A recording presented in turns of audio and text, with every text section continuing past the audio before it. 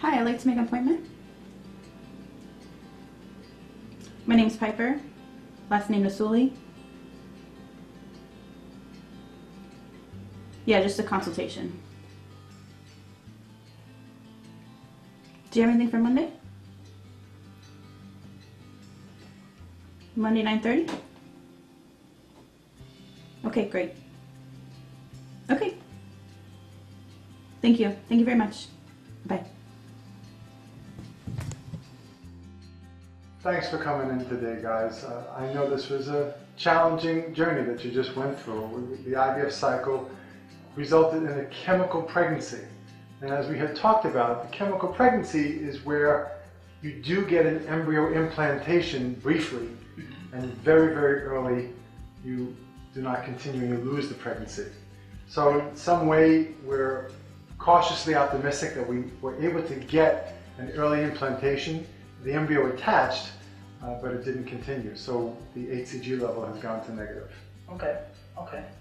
Yeah, I mean, we're hopeful that it can happen. This is the furthest we've ever gotten. So, you know, we want to try again with the IVF since we responded really well. Mm-hmm. So, I don't think it's any reason to be discouraged. You're young, we got fertilization, and I think it's appropriate to do again. Given your age, there is increasing evidence in the medical literature that you would do better with what we call a two-step cycle, okay? What we're seeing now is that in young women who have a response to the fertility medication resulting in high estrogen levels, that seems to have a negative impact on the lining of the uterus, and we just don't understand why. But while we're making lots of eggs, the lining of the uterus doesn't synchronize as well with implantation. What we're seeing in the medical literature as well as in our practice is that you actually have higher pregnancy rates if you get the eggs from IVF, let the embryos develop, and then freeze them the following month or whenever it's convenient. Do an embryo thaw cycle where we put you on natural estrogen, build up the lining over a 2-week time, and then start progesterone injections and then transfer the embryo. We're seeing very good success rates with that. I think it's a reasonable approach. How do you feel about that? Yeah, I think that's great. I think that's what we would love to do. Love to give it a shot. Yeah. yeah, I think that might work. Yeah, I think so. I would love to do it. Excellent. What do you think about the IVF cycle coming up in terms of the one you just had, rather, stimulation? How did you feel on that? And are you comfortable with the same type of protocol?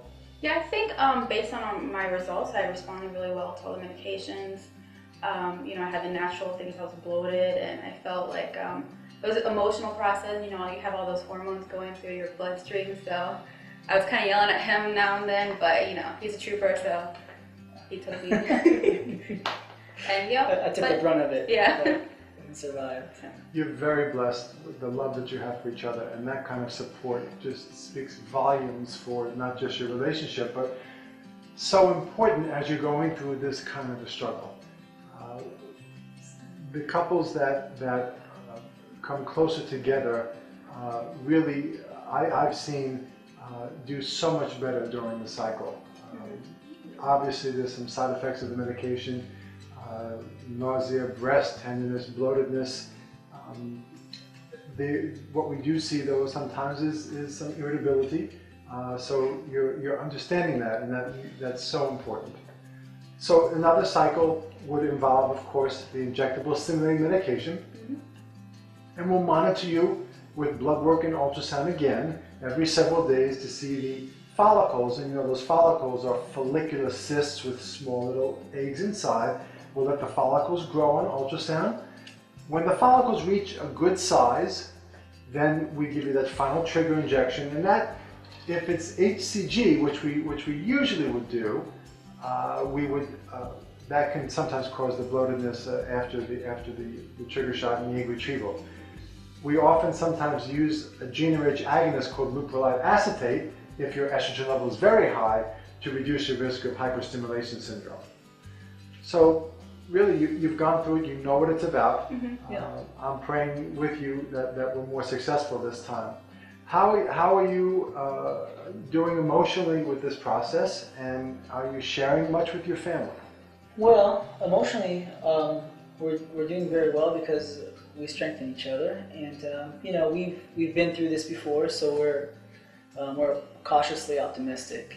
That's all, I think, all you can do. As far as our family goes, we're really not telling too much of our family because with this process, you get a lot of what's the word? There's a lot of buildup and expectation with it, and you hate to like let your whole family down if it doesn't work out. Yeah. You know. And there's a lot of sympathy that comes along with it. And it's well intentioned, but it has a counter effect. So we try to keep it, you know, under wraps as much as possible. But emotionally, I think we're, like you said, we're stronger than ever. You know, it just builds a great friendship. And so, you know, win, lose or draw, you know, have her there, and she's got me. So we'll see how we can have a baby, I guess. So. Wonderful, wonderful.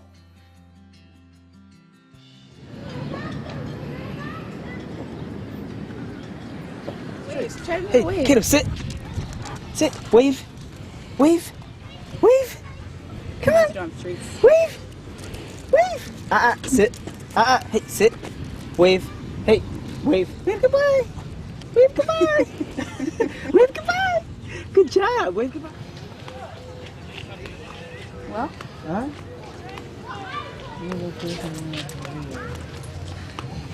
I told this guy that he has to rent it from Home Depot. He told me now they don't rent them at Lowe's. I told him there's a that. Home Depot. Yeah. So okay. So Dr. Trolice seems pretty optimistic about everything. Don't you think? Think so? Yeah, I do.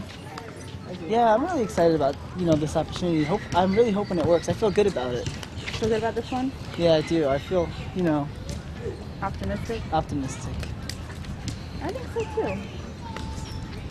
It's exciting. Well, we've done our best, so we've done everything we could. So I'm good with that. I can live with that. I guess me too. So 2 days before the operation, it's really when it all starts. Pipe has to get injected with a trigger shot, and that essentially releases the eggs so that the doctor can suck them out. What does he do? Make him sound like a vampire. I know. It's bad. How do you say it? What does he do? How does he get them out? He uses a vacuum to suck them out? Not a vacuum cleaner. It's your first time? Yeah, it is. Okay. He uses a giant needle and I'm well goes aware through the that uterus he uses at a an needle. angle, and it goes into the And ovary. what does he do with them? He pulls them out one by one, I think. With a vacuum. Well, usually I'm asleep, so Alright, I'm not alright. sure So we what's won't really go- going on there. We I just don't know know. that there's needles involved. We don't and know the anesthesia. specifics, but okay, let's get back to how I feel about the procedure. Yes. How So- do you feel? Obviously, through any procedure, I'm super nervous. Really, I have so much confidence in this doctor, and I don't usually get nervous. So, but I'm a little nervous because my wife is being put under anesthesia. Anesthesia. Roll with it.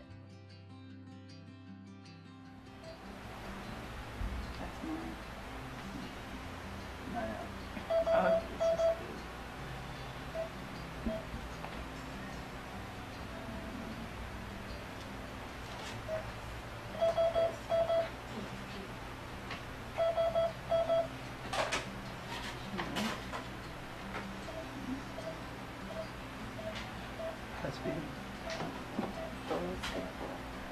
It's a good thing.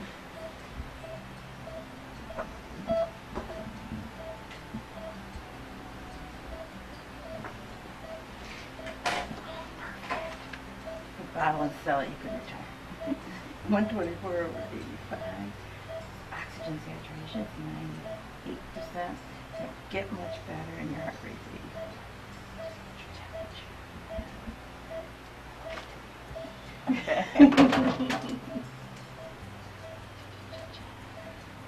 And when you come back out, you'll see we'll hook up to this. It's not like you've kind of been there, done that. Yeah. Now, you just stop me if you got any questions, okay? All right. We're virtually experts. Sure.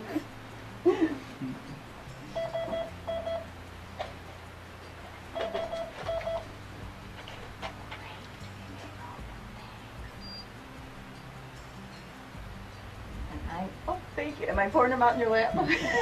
You got a free one. Fantastic. Oh, can you Let me beat tell. that? Can you beat that? Now, I know you're tired of answering these same questions over and over. Any medication allergies as far as you know? Oh, actually, there was Right. an ancest. I'm so glad you said that. Yeah. Okay, thank you, because we do Okay. usually use that. Let me Okay. add that. Oh yeah. I don't want to.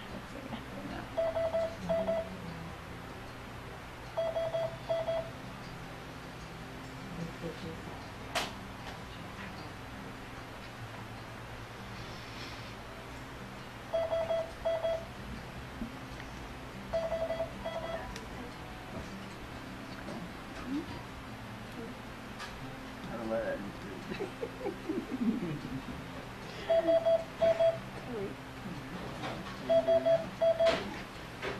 You should. Good for you.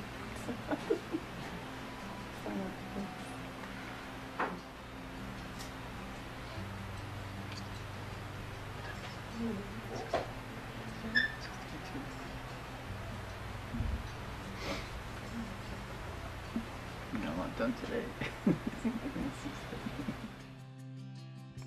Let's just double check. Of course, yes, Okay. yes, yes. What is it? Well, we're doing the two steps, so Two we're going to steps. freeze, Yeah. right? So we get the eggs today, and we inject each of the eggs with the sperm, Okay. let the embryos grow out, you freeze, and then we'll prepare your uterus with natural hormones for the next cycle for transfer. Assisted hatching will be based on the laboratory's assessment of the outer shell of the embryo. Okay, that sounds perfect. Sounds good.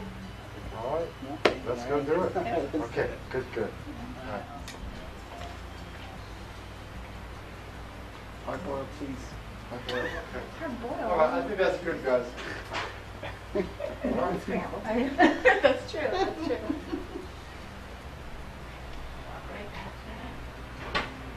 It's a little cold in here, honey. Let us hope it's too cold. Just have a line here. Sugar on my fingers, Jen. It's so awesome.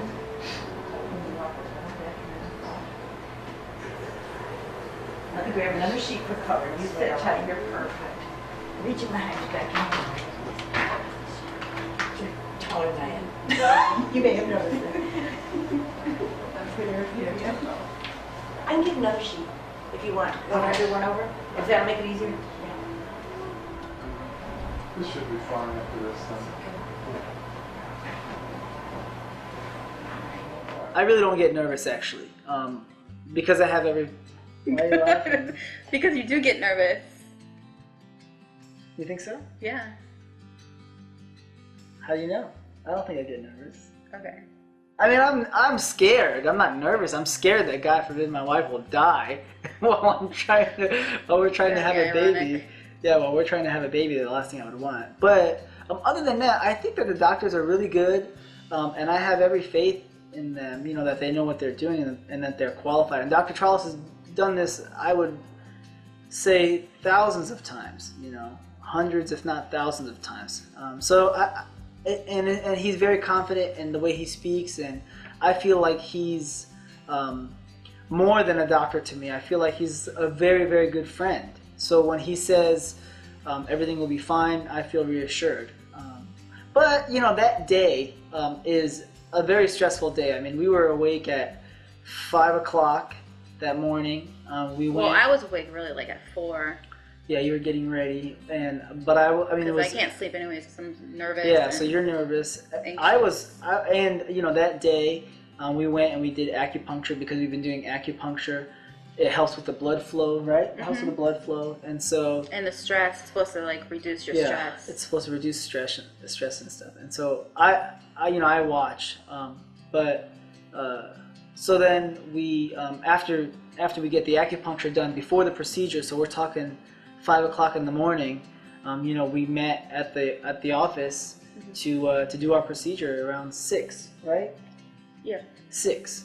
And so that's already very stressful. So 2 days prior, we're doing the trigger shot, and we're, you know, being very inactive, trying to make sure that everything kind of grows right and happy thoughts.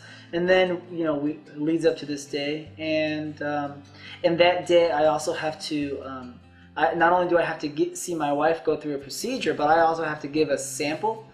And so, yeah, I have to. He has to put extra cologne on for himself. Yeah, I Make have sure his hair. I have to work my magic, and so, you know, that It's definitely awkward because you know what's happening. You know what? Not only do I know what's happening and shit, but everybody knows what's happening. And, you know, uncomfortable is an understatement. And so, but, you know, that aside, my wife is also that very day being put under, and the procedure being done. So it's a super stressful day. And then afterwards, you know, not only is it stressful then, but afterwards I then have to, you know, help with everything. Pipey's, you know, still under the anesthesia, so she's still very groggy. And the nurses were great, especially this round. The nurses were really, really awesome. But there's a lot to do. So we come home, and, you know, it's not like we're going out. You know, we're just laying in bed, you know, and with the heat pad, and I have a little bell beside me, so water please, and that type of thing. So it's an emotional part. It's emotional a couple of days, because even then, when she does feel fully awake, she's still in a lot of pain because they just did a procedure. And so the next few days are followed with us taking off work, just so that we can kind of keep it easy, and I can help her out with whatever she needs.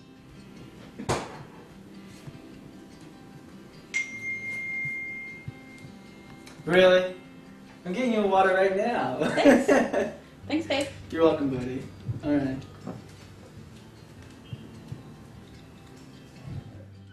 Well, obviously you're nervous before you're going through a procedure like that, because you are going through anesthesia, and, you know, there's a chance that you might not wake up, and that's a scary part.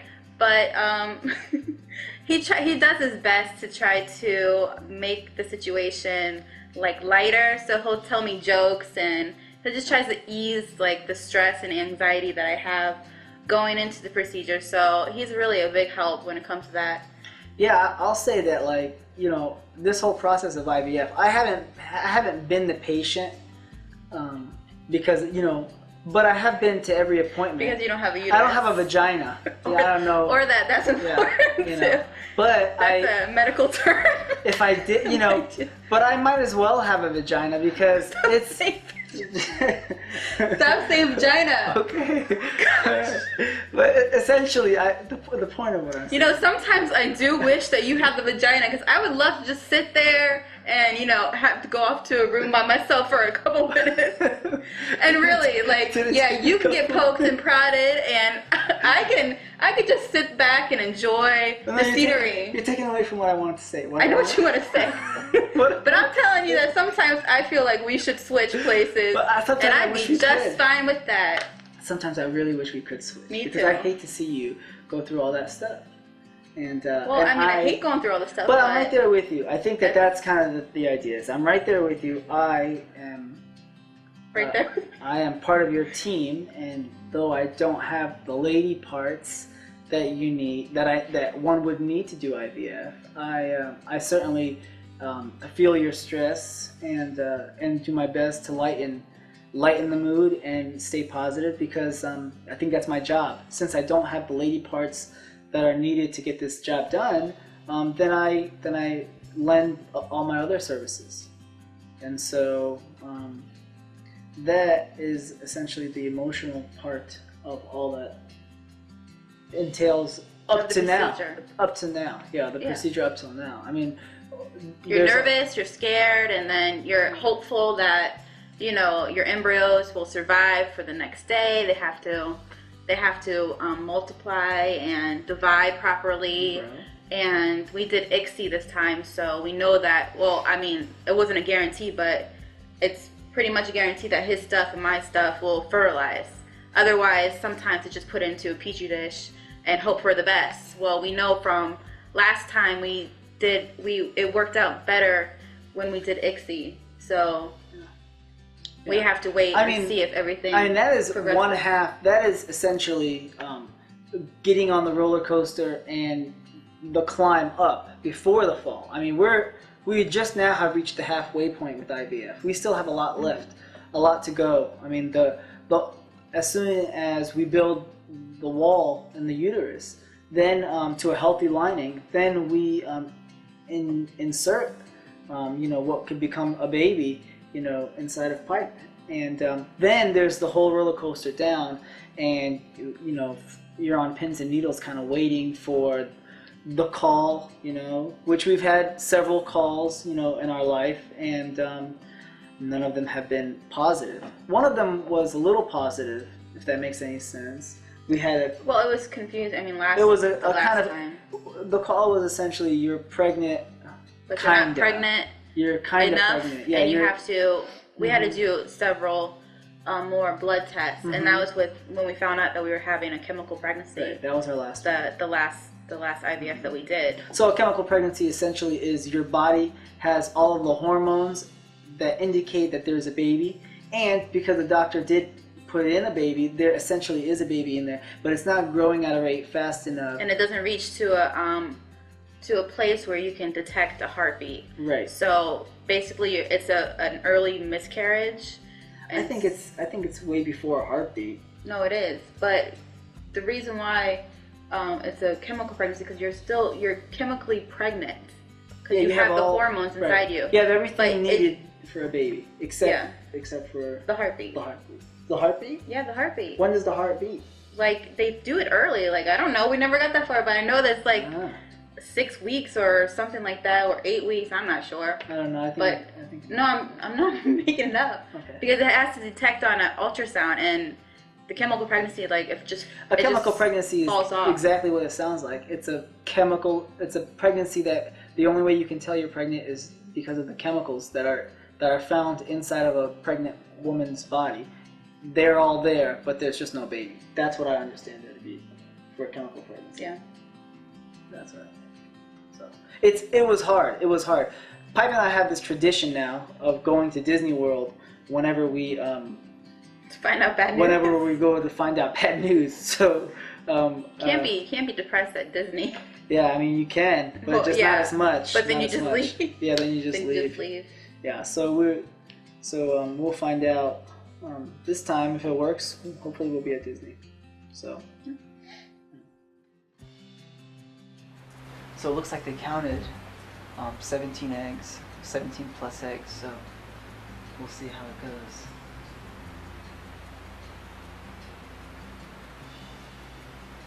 You never really know when they're going to start, but it should be soon, because as soon as they put her to sleep, I think he goes in with a vacuum and just sucks out all the eggs. Alright, we got one. It only takes one, so there's three. Skip the number.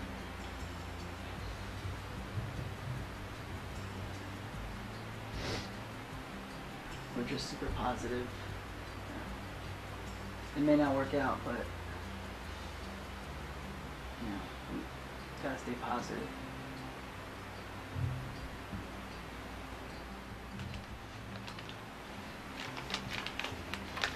To my best friend, I'm off in dream world right now, probably dreaming of you.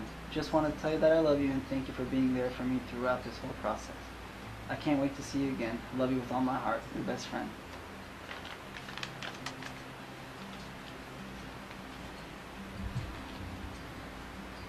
That was nice of her.